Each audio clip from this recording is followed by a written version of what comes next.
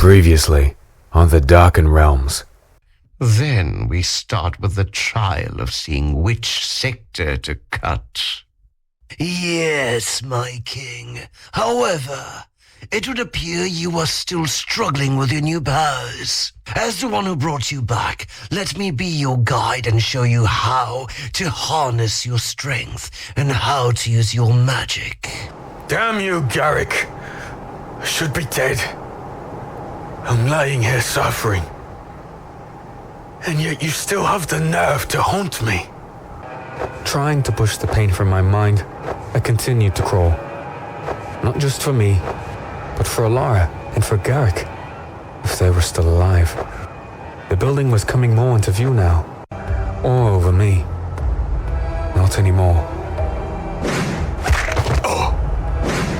Lord Voreth, something fell from the sky over in that direction. My body. I couldn't move. It would appear you have the barrier sickness, child. I got up, off the medical table, following the general of the camp. Where are we going? Prison. Prison? What? Why? The accord shattered. No. As Varath said, you were the only one there at the time. Eat up, read up, and rest up. I will be back tomorrow. Oh, and I almost forgot. I like your new wares. I grabbed the plate of food she left behind, digging in. With everything going on, I felt like I hadn't eaten in days. After I finished my dinner, I grabbed the book to learn more history about the realm I was in. But the mattress's comfort started overtaking me, and I couldn't keep my eyes open to read another paragraph.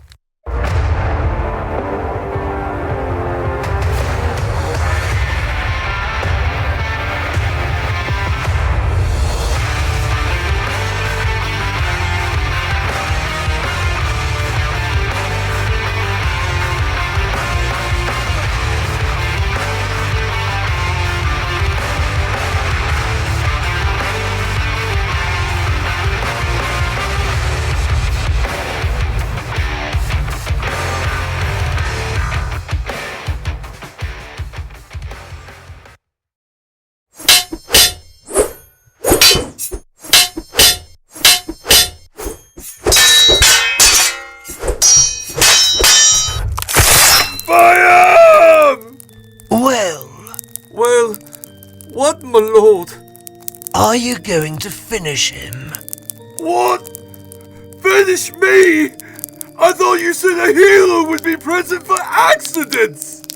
I want to talk to King Corvus.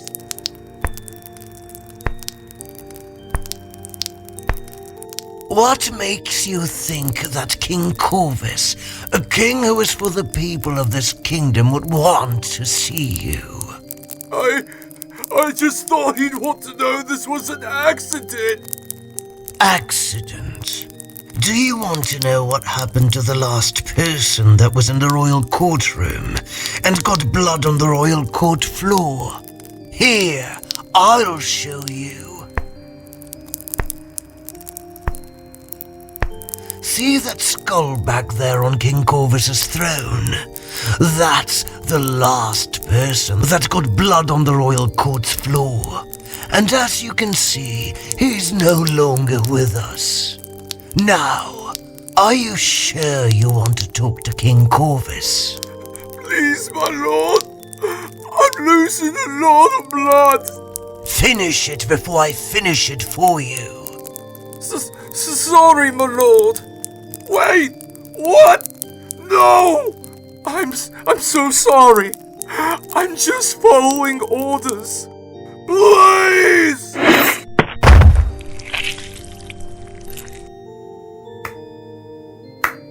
Very good. I was worried for a moment that I would have to do it. Very well. Let's clean this up, shall we? Now, my good soldier, as for you, we also have a reward for you. Follow me and take that limb with you.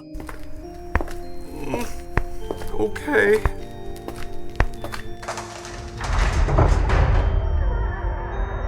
You should feel blessed. Today is a great day. You didn't just win. You won something extraordinary. How are you feeling? Not going to lie to you, my lord. I'm a bit nervous. I'm not really sure where the castle we're going or what I won. Nervous? Don't be. For you have just arrived at greatness.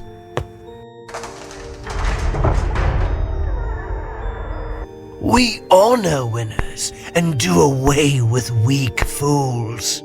Don't be scared. Come over here, winner, and toss that limb of the fallen fool into the cell. Okay, my lord. Yes. What? What is that? Behold thee that has risen from the grave, from the great beyond, to serve his kingdom once again. Arise, King Corvus. Break free of the chains. That's not King Corvus! I got to get out of here! You tricked me! Stop! Varnok, Kael'Theron. What did you do? I got to get out of here! Turn around and see me for what I really am. My humble victor. It's really you. But how? And what did you do to that arm? Never mind that. I give you The gift of being a victor of the Corvus army. What? No! Don't touch me! Stay back!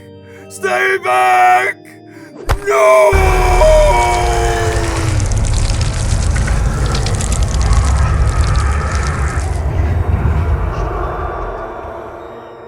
Yes, behold, Thalrok, one of many. What do you think? Splendid, my king. This is good. Splendid. Yes. Behold, Thalrok, for this is the start of our army of the damned, created by none other than myself. Now that that's over, Thalrok, I don't know what type of training that was, but I'd much rather not be in my own prison ever again. Understood? Yes, my king. I only sought to help you harness those cravings that feed your dark magic, to shape the victor into your armor. Just as you said, my king. One of many. One of many.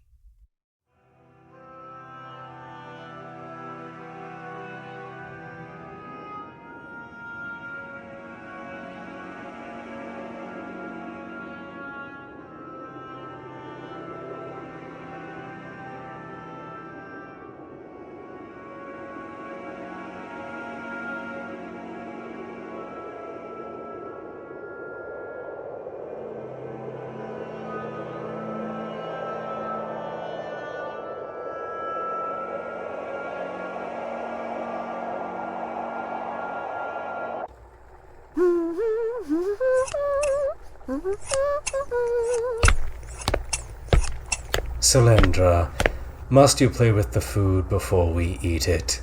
Oh, I told you this one isn't food! He's a precious!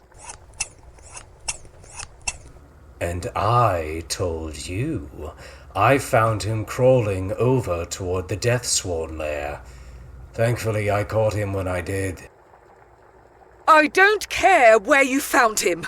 This hair on him, oh, so shaggy. It needed cut. Selendra, Do you know what he is? Come down here when I talk to you.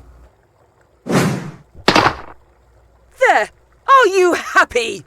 Oh, I was almost done cutting his hair! You are not to harm him.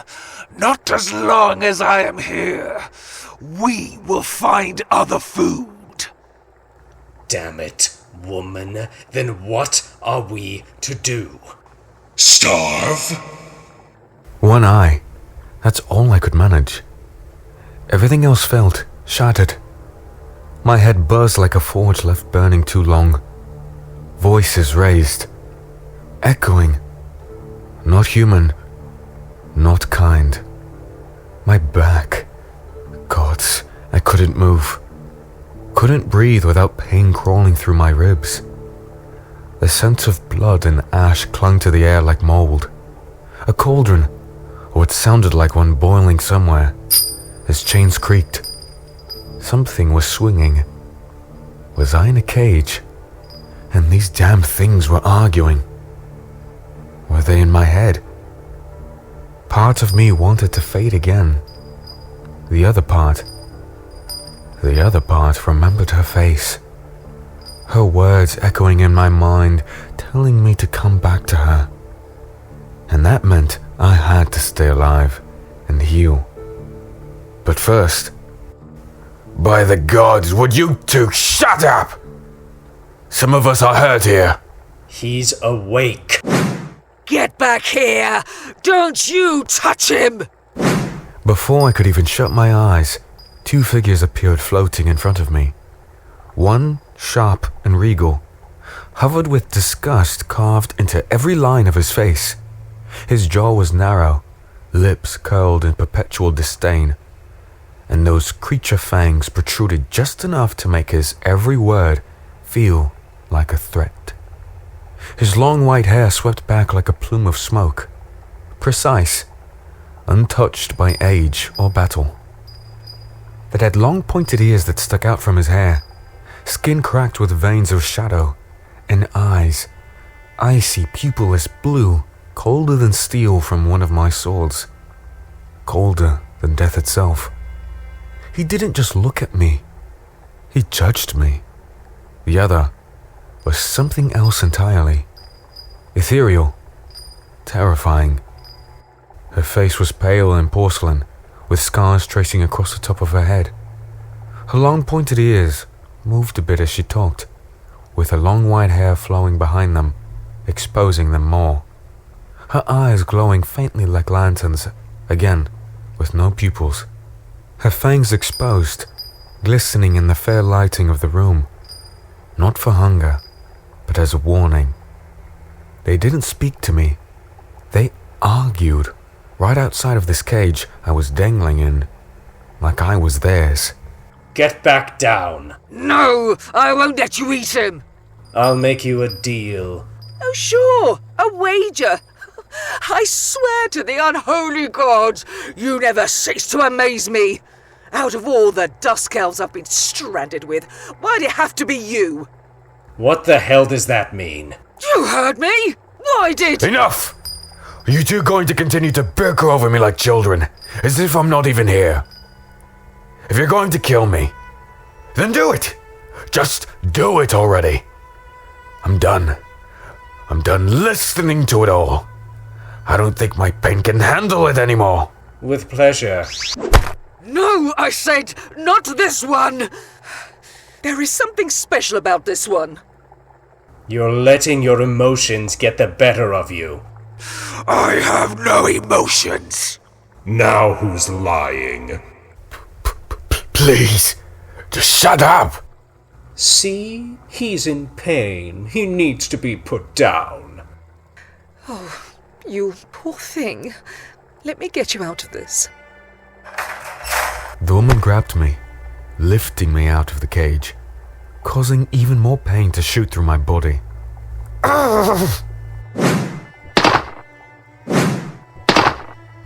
You didn't let me finish my wager. To hell with your wagers! Every time you've offered me one, you've either cheated or lied. Now stand aside. or I'll make you stand aside. I didn't know if she was protecting me or claiming me, but in that moment, I didn't care. It just felt good to be out of that dangling cage. A small silence filled the room from the two beings. Thank you. Don't worry. As long as you're by my side, I'm not going to let that prick eat you. You're too precious. Thank you, whoever you are. Where are you taking me? My room. We don't have much, but what we do have, you should be welcome to. Ah! Oh, shit! Sorry! You can't be serious. No, I have to be dead. I didn't get a good look at you before, due to you fighting the other one, but you're an elf? Afraid so, precious. But I'm not an ordinary elf. Just like Kael'Theron, I walk in the shadows, though it's been a while since we've seen a human. Where did you come from? Walk in the shadows. Yeah, that's it. I've died. This is some sort of price I've paid not believing in the gods in life. You're going to slowly drain me and kill me. That's what Kael'Theron wanted to do, right? When he was talking about eating me. Arrgh! My damn back. I know I'm quite messed up right now, but please, before you do that, tell Garrick he's an ass for haunting me in this hell. And tell Elara I love her, okay? What? Are you not listening to me, precious? You will not be harmed as long as I'm by your side. I know not of these others you speak of. Who is Elara? And Garrick? Where did you come from, human? In this realm, there's the ones we call Deathsworn, which happen to be undead orcs, but brought back by some sort of magic. That's a story for another time. Then there's us, Dusk elves. Your kind has been gone for some time now. No, I fell from the sky. How far down? I do not know. Elara, Garrick and I were all on horseback, and then the ground split open. Next thing I know, I was crawling toward a broken down building in a mountainside. The sky? No wonder you're in such bad shape. Hold tight. I will get you something for the pain. Before I could even think, or call out for that matter, this beautiful busty pointy-eared thing stood back at my bedside with a vial in her hand, filled with what looked like a bluish liquid. As the lid popped off, I happened to notice the liquid started to bubble. Here, this will tend to your wounds. What? What is that? Yes. Don't worry about that. Just trust me, okay? Carefully, she slid a hand beneath my head, lifting it just enough to press the vial to my lips. She tilted it slowly, letting the liquid trickle down into my throat. I wish I could say it tasted like grape, but instead the liquid had a bitter taste to it. I shut my eyes and downed it like drinking a hard alcoholic beverage. When I reopened them, she kept my head level, removing the bottle from sight. Yeah, that was nasty. Sorry. She laid my head back down, gently on the pillow. My name is Selendra. Selendra Darkveil. What might I call you? Tristian. Tristian. Precious Tristian. You're very pretty, Tristian. There's something about you. Her pale, soft hand gently touched the side of my face as my eyes began to close. Rest easy, Tristian.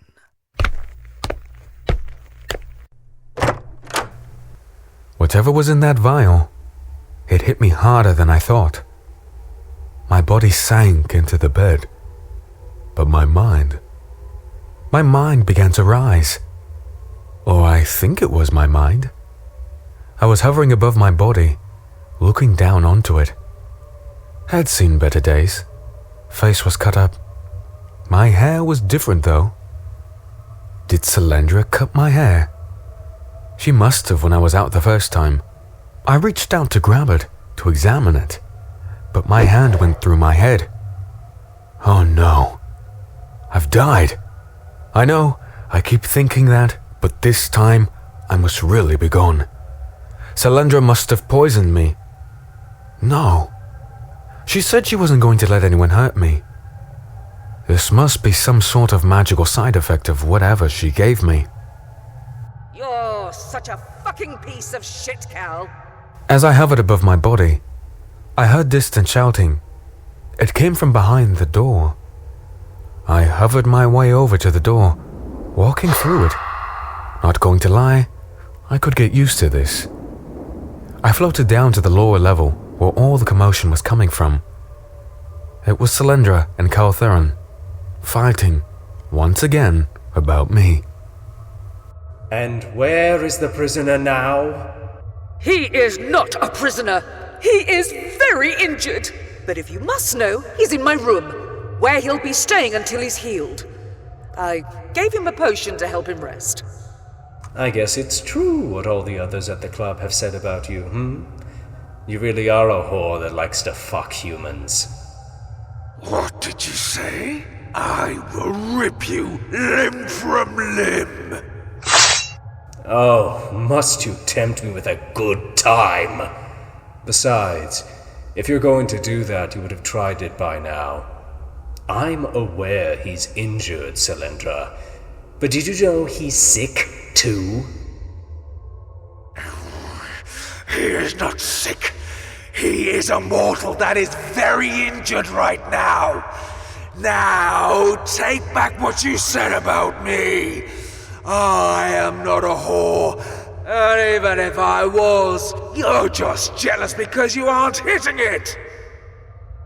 I mean, I wouldn't be opposed if you decide to let me hit it, but no. Why are you keeping him in your room if you don't intend to fuck him or eat him? That's none of your damn business, Cal. Now, as I said before, say you're sorry for calling me a whore.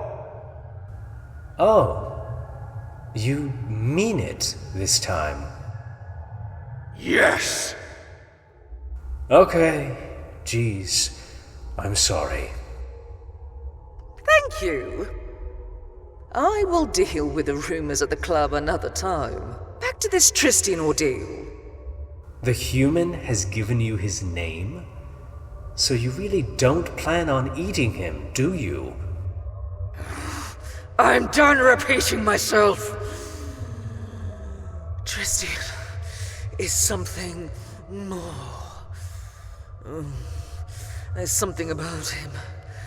The way his hair feels when I was cutting it. The way his blood smells. Oh, it's different. Plus, he fell from the sky. From the corner of my ghostly eye, I glared at Selendra, unsure of what she meant by different. Did she mean that I had escaped death more than once? Or that I was a fallen man who once betrayed his king, tried to take his life, and yet somehow returned? I lingered at the edge of the room, unseen, and stepped aside, continuing to listen. If what you say is true, then he has the sickness. I know. That's why I gave him the Viraloon drought potion. He should be feeling somewhat better tomorrow. I still don't trust him, Selendra. He's a mortal. That claims he's fallen out of the sky. If he truly is a mere mortal, he should have died. Mortals in this realm are long gone. You know that, and so do I. A smile came across Selendra's face as she exposed her sharp, vampiric fangs. And that's what makes him different. And that's why he's my precious. With her saying those words, I was shot back to the bedroom and back into my body. No pain, at least not yet. After a few moments, darkness and my mind was at ease, as the comfort of the bed overtook me, sending me into a deep, deep slumber.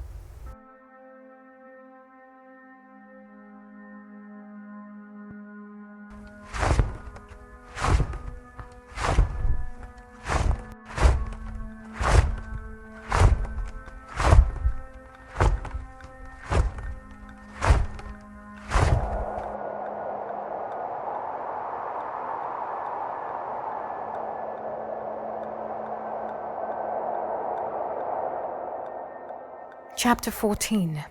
In the time before the fall of Valandros, when the veil between realms was still strong, humans and the Darkium walked the same soil as uneasy neighbors. Yet not all were bound by fear or ignorance. Some of the first humans who chose to remain after the shattering did so not by command, but by love. Warriors, healers, and wanderers who saw through horned skin and empered veins, and instead saw honor, passion, purpose. Through these unions, the Darkium bloodline became blended. Their children carried the strength of both flame and flesh, born of the earth and touched by arcane winds. But peace, as it often does, fractured. The magic that coursed through the Darkium was never meant for human hands, and when the old kings of man could not wield it, they feared it. And when they feared it, they named it evil. What humans could not control, they condemned. What they could not understand, they destroyed. Oh no. It would appear you have read the chapter about your kind fighting my kind. Maybe now you'll understand my view as to why I don't like you. I have something to show you today, but first you must eat. I looked down at the bowl again, the same dish as before she offered me the fish. I bent down, picking up the bowl. The smell from it once again gagged me. Did I do something wrong? This is that nasty dish you gave me before the fish. You will know when you did something wrong. Last time you were still sleeping off your sickness. This time you need your strength. Now eat. You and Vorath keep mentioning this sickness. I wasn't sick. I just didn't have control over my body. You had the barrier sickness. Thankfully, we have the healer in this realm that can set you free of that. Your questions will be answered in due time. Ugh. Do I have to eat this nasty paste? Is this going to make me sick? Here. It's quicker if you take 2 spoonfuls and wash it down with that pure Draco water. Will you tell me how to get out of here, if I do this? I will answer all your questions once you down that marrowweed paste. Oh God, that was terrible! But did you die? I think I much rather would have. And miss the fun of watching your face while I show you what comes next? I think not. I took another swig of the water. It felt like it had been ages since I had a real drink. But this wasn't like any water I'd tasted before. There was a subtle sweetness to it, almost like it had been touched by something ancient. Step back. Are you ready? For what? A tour? More chains? What do you plan on doing? I'd like to know what I'm agreeing to before I say yes. You won't be disappointed, I promise. Just agree. I can't do anything until you do that. Is it going to kill me? If I wanted to kill you, I would have done so by now. Would you like to know how? Good point. Well then, I guess I'm ready. A small smile formed on her lips as she stepped into the cell with me.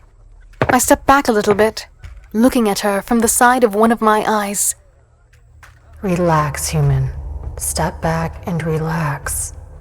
I don't think she realized how intimidating she is. Nonetheless, I stepped back, looking upwards toward the sky. It wasn't blue. Not anymore. Even in the daylight, the sky carried this strange greenish tint, like a sickness in the clouds, or a spell woven into the very air. Maybe that was just how this realm worked, tainted by something older than time. I exhaled, slow and steady, trying to let it comfort me. But it was hard to find peace in a place where even the sun didn't shine right. Savareth Kael'Theron. Wait, what? Before I could react, I was forced up in the air as a white veil circled around me. This must have been the magic the book was talking about. This will link our memories. Now you will understand. And I did. I saw flashes of how her race came to be. How magic was intertwined with their bloodline, being related to that of noble dragons. I saw the ones that they call Nocturne, rising from another distant magic that was unknown to them, and us when we were still here.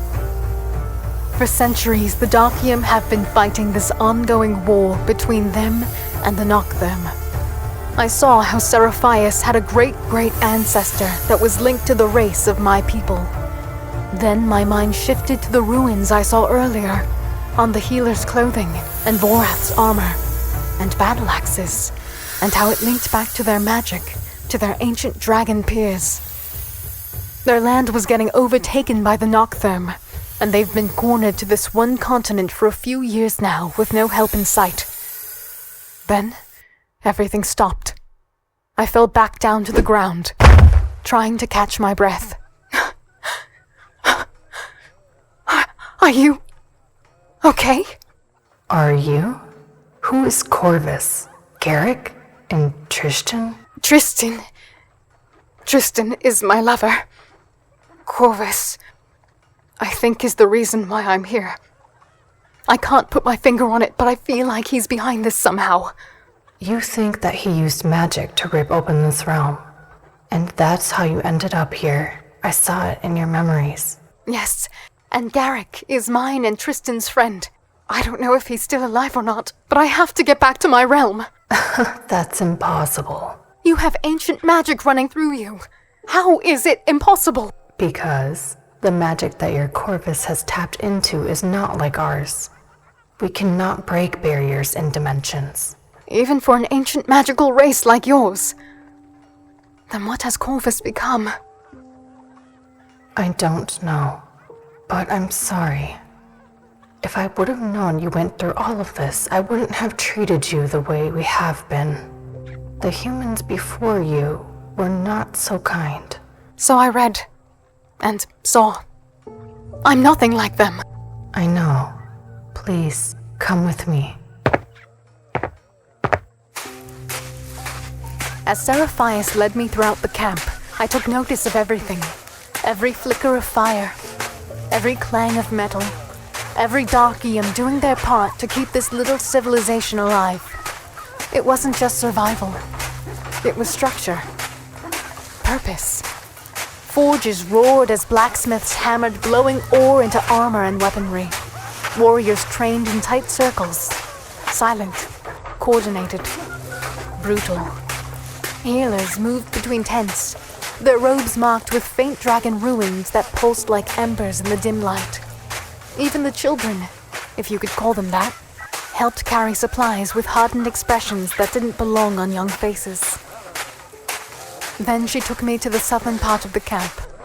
A massive makeshift hall stood there, constructed entirely of Darkium ore. Its walls were dark, almost obsidian, but when the light hit just right, they shimmered faintly with veins of red and gold. Like something alive still pulsed beneath the surface. It was rough, towering, ancient-looking. But it stood like it had always been there. Not just a building. A symbol. A heart. This wasn't just a war camp. This was home. Is this where you live? No, but come with me and I'll explain.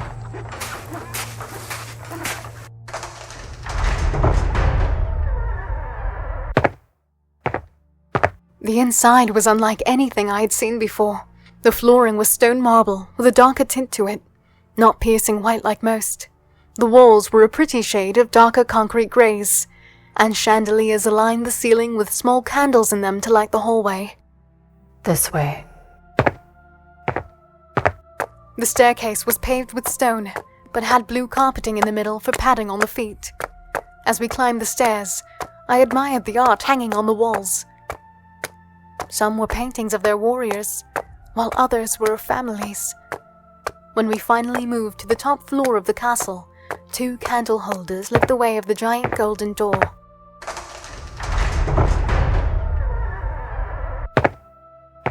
The air inside was warm, heavy with the scent of parchment, ash, and old magic. The library wasn't just large, it was colossal. Ceilings stretched high above, vanishing into a dome of shadowed stone and gold filigree.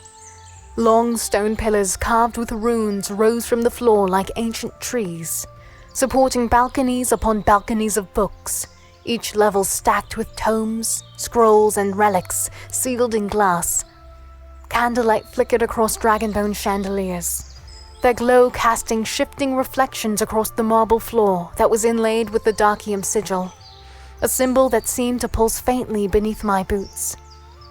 Shelves spiraled toward the ceiling like winding towers, and ladders glided across rails on their own, moving with eerie precision. At the end of the far room stood a towering lectern, and behind it was another closed door. Just a little farther. She led me to that closed door, opening it, exposing what would appear to be a room, matching the same landscape as the library, but in the middle was a fountain that sat a little ways from the bed. If I had to take a guess, this was a master bedroom. This is amazing. Is this yours and Vorath's room? No. This is where you'll be staying for now on. You'll be learning more in depth about our magic and secrets. I know. I was a Vera to you before, but now that you've seen why it takes a while for me to trust humans, I feel like I can trust you. Please, accept this as a token of my apology. We shouldn't be holding you prisoner like we were. You are not a threat to us. A what? Oh, sorry. It's what your kind would call a bitch. We call them Vera. Anyways, please accept this as a form of apology. You can't be serious. This all has to be a dream. All of this. Everything you've shown me of this place is amazing. It beats Corvus's castle by a million. There is a scroll on the desk that has the schedule on it. Please, make yourself feel at home. If you need anything, please let us know.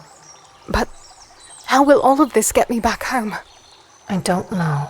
That's part of the reason I brought you here. All of our knowledge is in here. I hoped you would find something. I will leave you to it.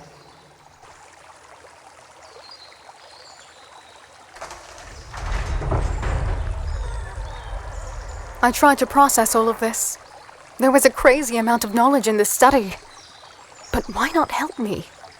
Did she want me to learn by myself? I made my way over to the desk beside the bed, grabbing the scroll. Names. Duties. Something resembling a schedule, though none of it looked familiar. I laid the scroll back down, looking up on top of the desk, noticing a strange, small stone mechanism. It pulsed softly with an orange glow, casting light over the scroll like it wanted to be seen. I picked it up, noticing a crystal cylinder hovered, rotating slowly. Etched across its surface were ruins, glowing, shifting, lining up one at a time with a marker at top of the device. I held it up to my ear to listen for a ticking, but nothing. Whatever this thing was told the time in this realm. I looked down at the scroll again, noticing a same symbol on the mechanism as the scroll. Setting the device back down, I made my way over to one of the bookshelves, running a hand across multiple hardbacks.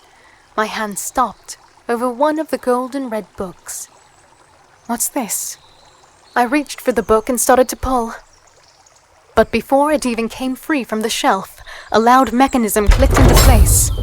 The bookshelf opened up, exposing a cave. Interesting. I scanned the study for a weapon. Anything, but came up empty. I really wished Vorath hadn't taken my daggers when he threw me in that cell. Letting my curiosity win, I crept into the opening and grabbed one of the torches from the wall. The cavern wasn't what I expected. It was clean and well kept, almost like someone had been maintaining it. Brick lined the walls, stretched out in both directions, fitted tight with no gaps, no wear. The kind of precision you'd expect in a temple, not a cave. Iron torch holders lined the stone, flickering gently with enchanted flame that didn't burn down. Ahead of me were 4 doors. 2 on my left, and 2 on my right. I gripped the torch tighter, taking a right, looking at the first door, where the blue rune shimmered faintly above the frame. I reached out, pressed my hand to the center, and the door shifted open with a slow rumble. Inside, the air was cooler. The chamber was round, quiet and still, but very bright, and very pretty. Everything was water. The sun in the sky caused my reflection to look back at me in the water. A room full of water. How could this be? One thing was certain. The runes above the door held magic inside of these rooms. I continued farther into the room. The water was still and didn't ripple, but something stirred beneath. A shimmer. A face. Then, Tristian, lying in a bed, his face cut all up, his eyes black. He was alive. I inched down closer to the water to get a better look, but yes, it was him. Joy overcame me. Then my smile instantly turned into a frown when I saw another woman enter into the scene. She sat on the bed with him. Close. Too close. Her hand resting on his shoulder, as another one dabbed his forehead with a cloth, like she cared. Like she knew him. I wouldn't have cared so much if her damn armor wasn't V-cut, letting her bosom rest almost entirely in his face. Oh, so you just fall. And fall for someone else, too. A busty elf at that. Meanwhile, I'm sitting here with half-dragons that consider me a threat. I had seen enough, dodging out of the room and slamming the door behind me. I took a few deep breaths, trying not to let the anger fill me. The room might have been playing tricks on me. It's not like I didn't trust him, but she was making it rather hard when temptation was right there, right in his face. No, I can't let her get to me. The room might not be real. I took off, back down the corridor, the way I came. I made my way over to the book, pulling it out again. Relief washed over me when the mechanism clanked, and the passage started to close. I looked around. How long was I gone? The inside of this room was no longer light, and the nighttime bugs were chirping. It felt like I was only gone a couple of minutes, but the room says otherwise. I made my way over to the desk, looking at the mechanism, trying to tell its time and match it up with the scroll. But it didn't help. Come in! Settling in, I've brought you a real meal this time. The plate Seraphias held hit me in the face, and it smelled amazing. I was a bit shocked they were showing me such hospitality now. Is that for me? I didn't carry it all the way across camp for myself. Brought you some of our fine water to wash it down with, too. You're in luck. Vorath cooked this one over the open fire himself, for everyone in the camp. Seraphias! Wait. I have a few things I need to ask you before you leave. If you wouldn't mind joining me for dinner. I already ate, but I will gladly join you. What's on your mind, human? How long has this place been around. Eons. It even withstood the war between your race and mine. Who built this, if you don't mind me asking? Not at all. Our ancestors did. Are you enjoying your stay? Have you found a book about magic and how to get you back to your loved one yet? My loved one was going to be in trouble if what I saw in that room was real. No. Even if it was, how could I be mad at him? He was injured and didn't look well. Is there any loose magic roaming this room or anything? I was trying to present the question in a way of a warning, so she could tell me to avoid a certain area. Can't say there is. At least none that I know about. Have you found something? No, I just wanted to be sure. Sorry about all the questions. I have a few more if you don't mind. No worries. I know this is all new to you, so go ahead. What is that mechanism? I pointed to the small little stone I examined earlier. The rune spiral. We use it to keep track of the day. It's the way we tell time here in this realm. Old magic keeps it in motion. Back in my realm, we used to just use the sky, sun, and moon. So that's neat. Would you care if I had my daggers back? What for? Never know when you'll need them. Not against you or anything. I just feel safer, knowing I have them. According to Varath, you aren't very handy with steel. He mentioned that to me when you guys sparred. I feel like you'd be more suited with a bow. I would, hands down. But I would also like to have my blades, please. Tristian gave them to me. Sentimental value and all. Are you and your man okay? You stopped yourself before you call him that. Did you find a way to communicate with him? Is he still alive? No, we weren't okay. I was still fuming. But I couldn't tell her out of fear, of not even knowing if that room was legit or not. Everything is fine. And no, I haven't. I just... Like I said, those blades kind of mean something to me. That's all. I see. Eat your dinner, then meet me outside of the keep. I will be waiting for you past the blacksmith. You'll see a brazier where our training dummies are. Meet me there.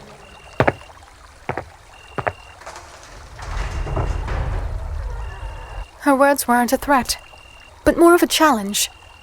Almost like she was testing me. I forced down my dinner. Finished it in no time, and made my way outside.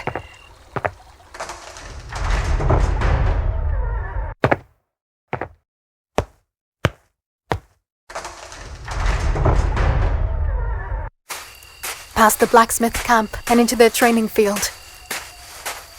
There was just one problem. I didn't see Seraphias.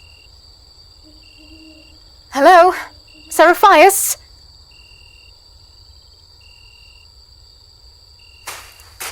Little one, keep your voice down. You'll disturb the Darkiums. A smile filled my face. It felt like it had been weeks since I had seen Vorath. He came walking down the path with Seraphias on his arm, while carrying a bow in the other. There you are! I was starting to think you chickened out. And Vorath, I never got a chance to properly say thank you. I'm happy to see you again. Oh, so this is a thing now? You two acting like you're in love? You know I can't resist humans. I'm kidding, but no. I'm happy to see you again as well, Elara. Seraphias has told me you're learning quite a bit. Her tone about you has shifted, too. Careful, Varath. Or I'll bite your tongue off tonight in the bedroom. I'd offer you a hug, but you're so damn big you might accidentally crush me. Let's get to the real reason why you're out here, shall we? Okay. And what might that be? You wanted your daggers back? Varath tells me you're terrible with them. So here. If you can knock me down in our duel, you can have them back. If not, then we'll see what happens. Either way, I want to see this for myself. A duel? But you don't have any swords. and I'd much rather not raise my steel to either of you. Seraphias walked past me, into the opened area of the training field. What's the matter, human? Did the sky drop fry your brain? Or were you always this dense before you hit the ground? Okay, that was mean. But I see where you're going with this. All right, then. She stood there with her arms crossed. No armor, no weapons. Just standing there. The wind lightly blowing in her hair, like she was mocking me. Ready whenever you are, little one. She mocked me with the nickname Vorath gave me to try and fuel up rage. But I couldn't find it in myself to try and actually harm her. I had been called so much worse in the past. She sidestepped my first 2 strikes like they were nothing. I moved fast, lunging forward in a wide arc, both blades coming down hard from above. But she raised her forearm and caught them. Steel met skin and nothing happened. No blood, no recoil. Just silence. I froze, shocked. Her arm didn't even flinch. She was taller than me, and with that single block she kept me from touching the ground. I was stunned the blades in her skin didn't even faze her. You're not going to make this easy, are you? This is the most fun I've had in a minute.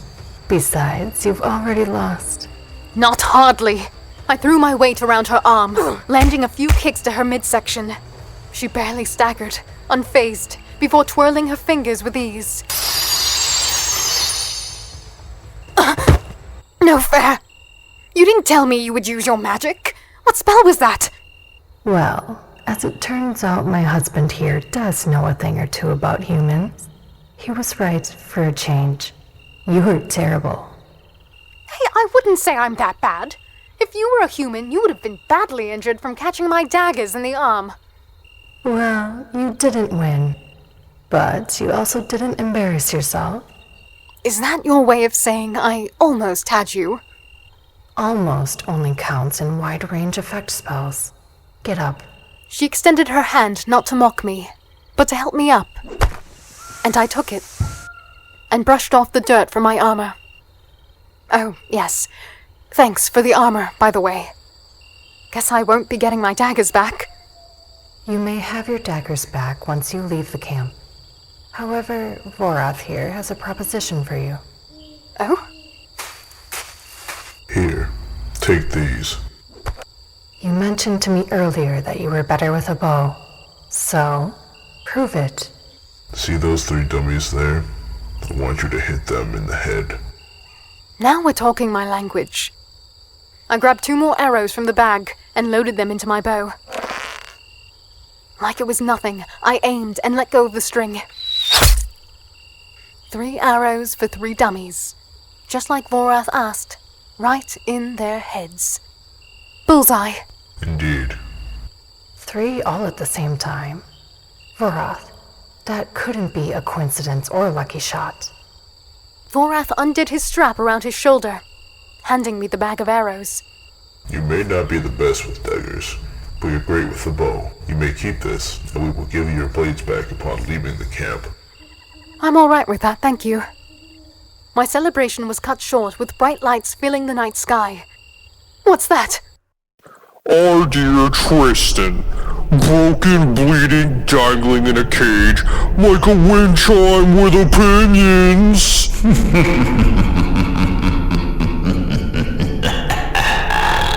But don't weep for him, minions. He got a haircut, a hot meal, and a bedroom. Some of you have not had that kind of week either.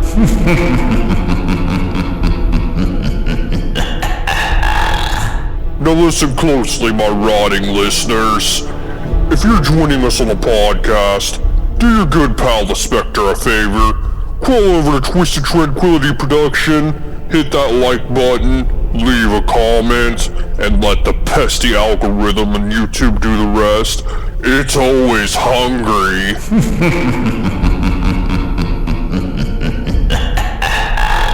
And if you're watching on the page, eyes up.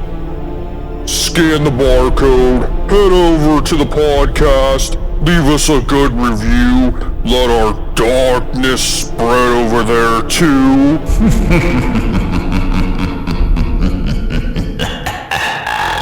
Support human-made art, human voices, and remember, minions, I'm your good pal, the Spectre, broadcasting from the Warblare of Twisted Tranquility. Until next time!